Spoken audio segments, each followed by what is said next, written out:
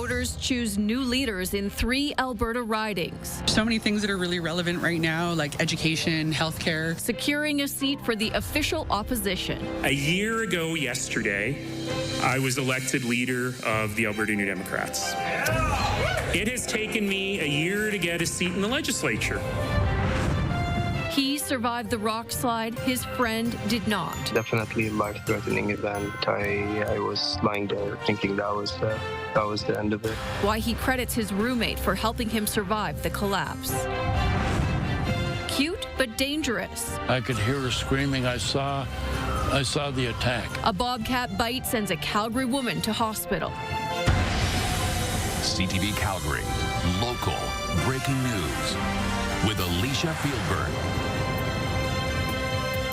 Hello and thank you for joining us. Voters in 3 provincial ridings cast ballots in by-elections today, 1 in Olds, Didsbury, Three Hills, and 2 in Edmonton. The unofficial results have both of those seats going to the New Democrats, finally giving NDP leader Naheed Nenshi a seat in the legislature.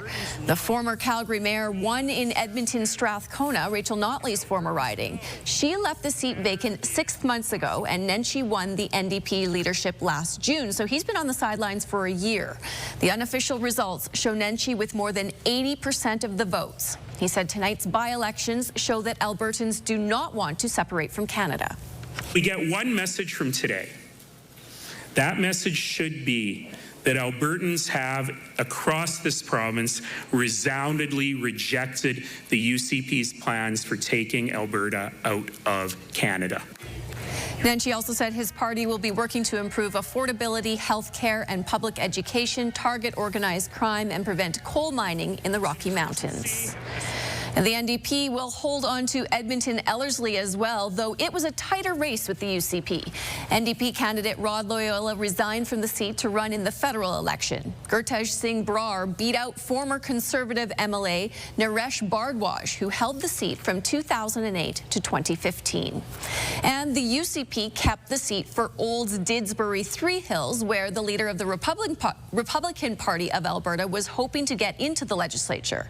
UCP MLA Nathan Cooper resigned from the riding to take a post as Alberta's representative in Washington, D.C. UCP's Tara Sawyer won by a wide margin, with the NDP and Republican Party second and third. Tonight's results from Elections Alberta are unofficial. The official results will be published July 3rd. We now know more about the second person who died in last week's rock slide. We're hearing the first-hand account of what happened from the man's friend, who barely survived himself when the mountainside came falling down. Speaking from his hospital bed, the man says he owes his life to his friend and roommate. Shannon Patterson has the story.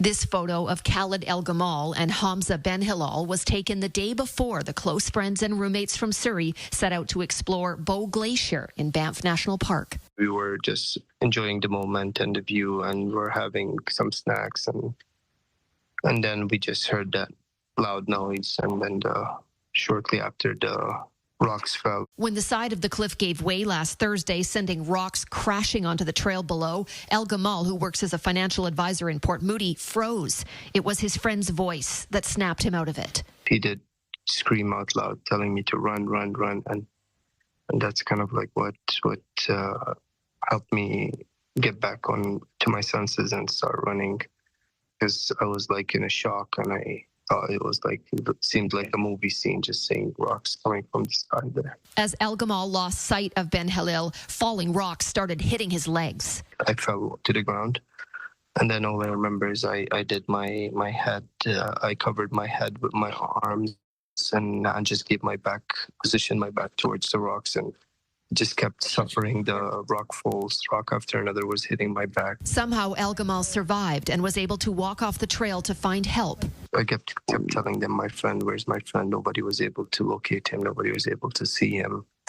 We did not know what happened until we heard the news that he was found under the rubble. El Gamal is in a Calgary hospital with multiple broken bones. But the deeper pain is for the loss of his friend. He was a very, very generous and a very nice person. Ben Hilal worked as a network engineer in Burnaby. His brother is flying in to bring the 33-year-old's body back to his home country of Morocco. We're hoping anybody would kind of like figure something out to compensate the family for their loss. El Gamal says he owes his life to his friend's quick thinking. If it wasn't for him, I would have just stood my ground there in shock. As I froze, I don't know, my mind just disengaged at that moment, and he screamed and told me to run, and then I survived. Shannon Patterson, CTV News. El Gamal says that Hamza's brother is flying in from Morocco to try and repatriate his body, but that is going to cost thousands of dollars. Parks Canada tells CTV it doesn't know when it will reopen the trail to Bow Glacier Falls. A Calgary woman was sent to hospital after being attacked by a bobcat this morning. It happened in the southeast community of Parkland near Fish Creek Park. Neighbors say they've reported the animals before because they were concerned something like this could happen. A warning, some may find this video disturbing. Jordan Canagan reports. It was just after 10 o'clock Monday morning when neighbors say a bobcat attacked a woman walking her dog. And then the bobcat ran. As soon as I opened the door, he ran towards the alley, and he attacked Dan in his way, attacked the woman. She went down and she was screaming. Police, paramedics, and fish and wildlife officers all responding to the southeast community of Parkland. The woman was sent to hospital with minor cuts and scratches. Very, very unusual. In my years in the city of Calgary, the only time that we've had bobcats contact humans has been when they feel cornered or threatened. Neighbors say the bobcat and her kittens have been living under a deck in the area for weeks. They called the city and Fish and Wildlife before, worried something like this would happen. She's been hunting by herself, and then the kittens stay under the deck, and she comes back with something, drags it under the deck, and we've made noise and kind of banged around and tried to get them to leave, but they're not going in. She wasn't going anywhere. Cages were brought out and officers tracked the animals. The mother and kittens made multiple trips across the street near where the attack happened. It's very, very scary. Like, could it be me? I was going to walk my dog 15 minutes earlier, and I didn't, and that's when it all happened. As of late Monday, the bobcat and kittens still hadn't been captured. We have to balance out, our course of actions, whether we want to euthanize or live trap or just leave things as they are. Well, that was scary. That sort of changed my mind about those bobcats. Jordan Canagan, CTV News, Calgary. Fish and wildlife officers advise people in the area not to leave any food or garbage out and to make sure pets are not alone. 3 charges have been dropped in a sex crimes case involving a 34-year-old woman and several teenage boys, but the accused still faces other more serious charges. Alexa Suter from Sundre was scheduled to have a preliminary hearing this morning in Calgary court. Instead, she signed a peace bond. She agreed to stay away from the complainants and one witness named in the case. In exchange, 3 charges of making sexually explicit material available to a child were withdrawn. She still faces 1 count of that, plus charges of sexual interference and sexual assault. When Suter was charged in 2024, parents in Sundre told CTV News the boys were all under the age of 16. Even for criminal law experts, the case is unusual. The victims are male and they're under the age of 16 makes it the rarity of the case. Compared to females under the age of 16, they experience much more sexual assaults. Now, what also makes this rare is that it was reported to the police. More often than not, this stuff happens and the victim never goes forward. Suter is due back on August 15th at Court of King's Bench to set a date for the trial. The Calgary police are looking for a man they say inappropriately touched an 11-year-old girl on a city bus. They say it happened last month, and police believe the suspect is a frequent user of the transit system. Anyone who recognizes him is asked to contact police. A man was stabbed downtown this afternoon, and police are now looking for his attacker. The victim walked up to security guards near City Hall and asked for help. Police believe he was attacked in a nearby parkade. The man was taken to hospital in stable condition. His injuries are not life-threatening. The suspect is described as white and was wearing a mask and a hoodie. Emergency crews filled downtown over the dinner hour when a C-train and vehicle collided. It happened around 6:30 at 7th Avenue and 2nd Street Southwest. A car is a bit banged up, but nobody was hurt. And Saturday's heavy rain prompted a warning to stay off the Bow River. Officials are advising against boating or swimming for the time being. Conditions on riverbanks and pathways may also be risky. The fire department says the cold water and high water flow increase turbidity, making hazards hard to see.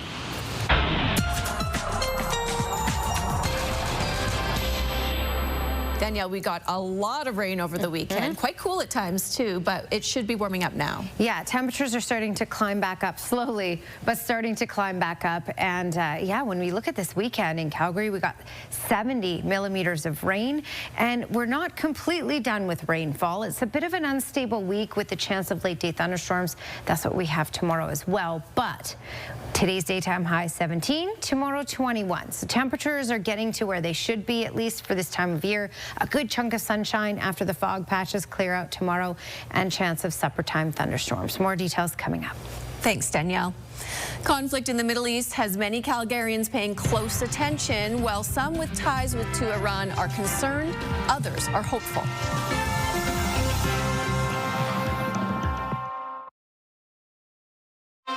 You're watching CTV News, Calgary. Calgary's Iranian community is closely watching as things unfold in the Middle East, and their views on the conflict are deeply divided. Some are calling it a liberation war for Iran, but others condemn the attacks by Israel and the United States. Terry Fikowski reports. Parviz Achani is glued to his TV as violence escalates in the Middle East and his home country of Iran. The city here it says Isfahan. That's where I was born. He fled for safety in Canada 4 decades ago, leaving most of his family behind. You could not open your mouth. You know, I had several friends that were executed. 42 years later, he's watching as conflict now intensifies with Israel. And on Monday, Iran launched a retaliatory attack on a U.S. military base in Qatar for the American bombing of nuclear sites over the weekend. But Achani believes the attacks are necessary to bring an end to the regime in Iran. People are, in fact, very, thankful of what Israel is doing, and they really consider this sort of a liberation war. I mean, it is a painful thing, but we needed some help. But not all in the Iranian community agree. A protest took place at City Hall Friday condemning Israel and accusing it of violating international law. This war was an unprovoked war. The nuclear threat is an imaginary threat. Many with family in Iran fear for their loved ones. On the brink of chaos, fearful that at any moment things could get out of control. Question to what extent Israel will go given its other conflict with Hamas, which some say amounts to war crimes in Gaza. Especially seeing the genocide in Gaza recently, we are really worried about how Israelis treat human life and what could happen to Iran as a result. However, some experts suggest Iran has played a key role in fueling regional conflicts. It's one of the leaders of hybrid warfare. I mean, remember that for a very long period, they are the ones that are providing the assistance to Hamas, to Hezbollah. Achani's never been able to return to Iran, even for his parents' funeral, but holds out hope for a peaceful future. To bring maybe my children, my family, to show them, where I come from. I'm hoping that day is very soon. Terry Fikowski, CTV News, Calgary. Canada's Foreign Affairs Minister says more than 60 Canadians were transported out of the area by buses. Late this afternoon, President Trump announced on social media that Israel and Iran have agreed to a complete and total ceasefire to be phased in over 24 hours. A Red Deer company has been hired to help improve Canada's Arctic defense. Technologic is working with ATCO Frontech to create a new type of radar system in Canada. Typical radar systems are limited by the curvature of the Earth. The Polar Over-the-Horizon radar will send a beam up into the ionosphere and bounce it back, giving it a much larger range. While similar systems exist across the world, no other system needs to be able to go through the Aurora Borealis. Has it got a new urgency because of the state of the world right now? Yes, I think it absolutely has. And there is now broad political support for improving our defensive systems. And there is a big focus right now on what needs to be done in the Arctic. And I think, that's well overdue. We've been neglecting it for a long time. The first of 3 installations of the experimental radar will be in the Northwest Territories. The project is scheduled to be complete in 2 years. A Calgary man has been able to return to his normal life months after receiving a first-of-its-kind treatment in Western Canada. Boyd English had hip replacement surgery in 1973, but after another surgery in 2013, he started to experience chronic pain. A bacterial infection severely restricted his movement, leaving him in bed for up to 18 hours a day as he suffered through constant pain. The bacteria also began resisting antibiotics. So Dr. Stephen Vaughn chose to use bacteriophages instead, which send viruses in to neutralize the bacteria. There was nothing else to offer him, so we did a Hail Mary and threw this at him, and I would say we've been successful and have cured his infection. We're 6 months out, which is longer than he's ever gone after having a surgery without having recurrence of the infections. I've got things rolling along. I'm not working hard, but I mean, I'm still up and about, and I'm back to sleeping normal hours. Vaughn says it took over a year to get approval from Health Canada, but says thanks to Boyd's success, they've already gotten approval to treat a second patient using this same method. Well, after that rainy weekend, we've got warmer days ahead, but still some active weather expected. Danielle's forecast is up next.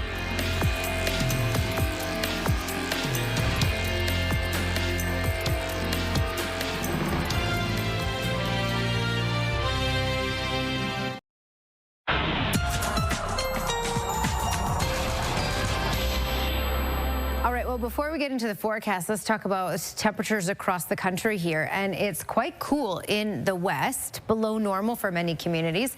And off to the east, excessive heat. So these are just the air temperatures, just the base temperatures, mid-30s in through Toronto, Ottawa, Montreal. And with the humidity, it feels like the mid-40s.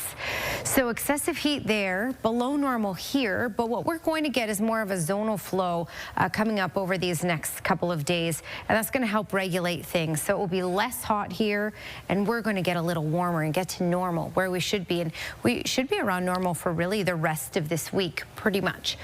Okay, so this is earlier today, some thunderstorm activity, non-severe, some lightning, some downpours. Some communities saw some smaller size hail.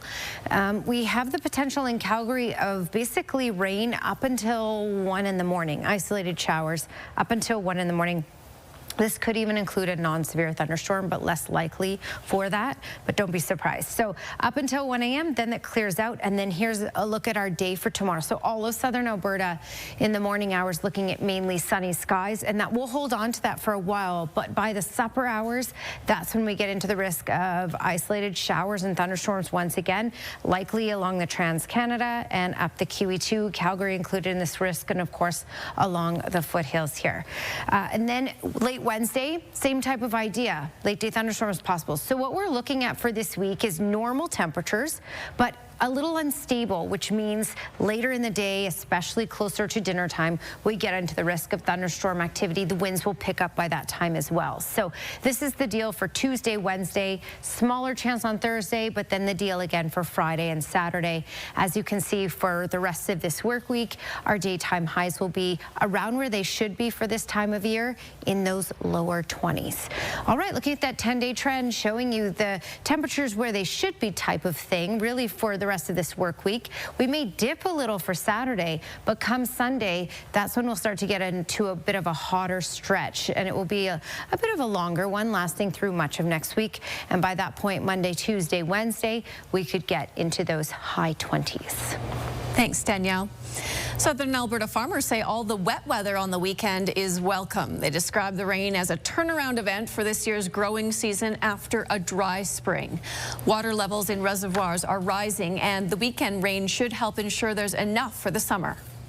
They talk about $1 million rains, but you know, these are multi-million-dollar rains for lots of farms. I've heard from some of my irrigators that they feel it could be a real game changer for this year's crop year, of just the time it came and the amount of volume that we got in some areas. Meanwhile, several southern Alberta communities are still cleaning up. Lethbridge's 311 system received 81 sewer-related and 26 tree-related calls during the storm. Calgary says its flood mitigation measures and infrastructure held up well over the weekend, but there were some local drainage issues. Golf pros and amateurs are teeing off in Calgary at a major tournament. It's an event with energy and not just for those playing in the three-day competition.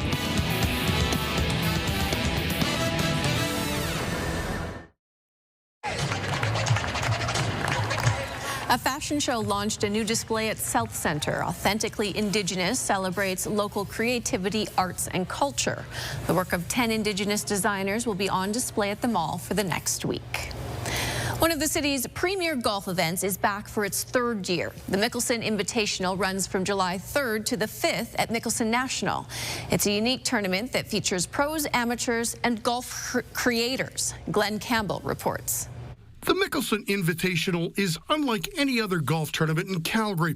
It's kind of like Live Golf. It's all about the energy, with music playing all day, every day.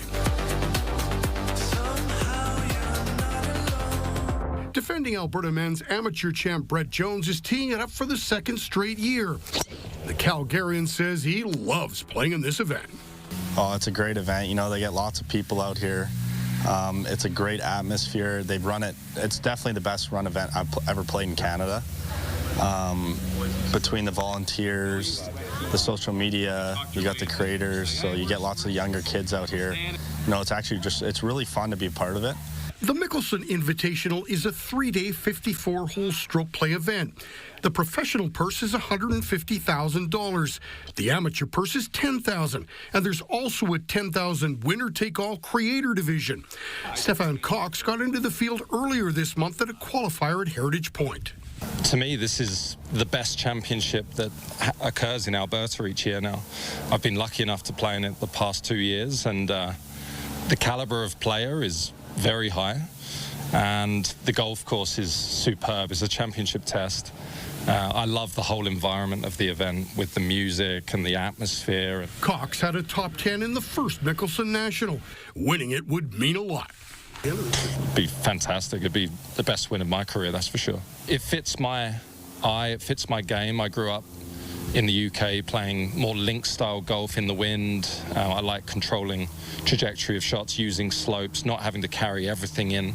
You can use your imagination here. Jones finished 49th last year. It was a great learning experience, and he's ready to take a run at the championship this time around. Oh, this one would be awesome. Yeah, I'm actually a member out here now this year, so it'd be pretty cool to win a title out of my home course, and especially a big event like this. Glenn Campbell, CTV Sports, Calgary. Jones will try to defend his title at the Alberta Men's Amateur this week at Paradise Canyon Golf Resort in Lethbridge. That event runs from Wednesday to Friday. Thanks for staying up late with us.